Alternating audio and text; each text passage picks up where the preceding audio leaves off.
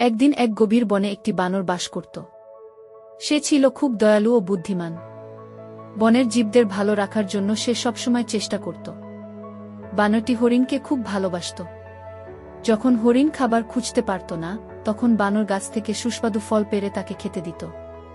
একটা হাতি ছিল দয়ালু। বানরটি হাতির জন্য সে বনের মধ্যে কলার বাগান খুঁজে দিত, যাতে হাতি সেখানে গিয়ে পেট ভরে খেতে পারে। সবচেয়ে মজার ব্যাপার ছিল, বানরের কাছে একটি মোবাইল ফোন ছিল। যখনই সে কোনো শিকারীকে বনের দিকে আসতে দেখত, তখনই সে দ্রুত তার বন্ধুদের কল দিয়ে সতর্ক করে দিত। শিয়াল, হরিণ, হাতি সবাই তখন লুকিয়ে যেত, আর শিকারীরা খালি হাতে ফিরে যেত। একদিন এক শিকারী জাল নিয়ে বনের মধ্যে এলো, কিন্তু বানর তখনই সবাইকে ফোন করে সাবধান করে দিল। সবাই দ্রুত নিরাপদ জায়গায় চলে গেল।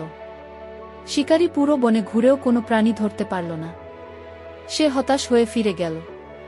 বনের সব প্রাণী আনন্দে বানরকে ধন্যবাদ দিল।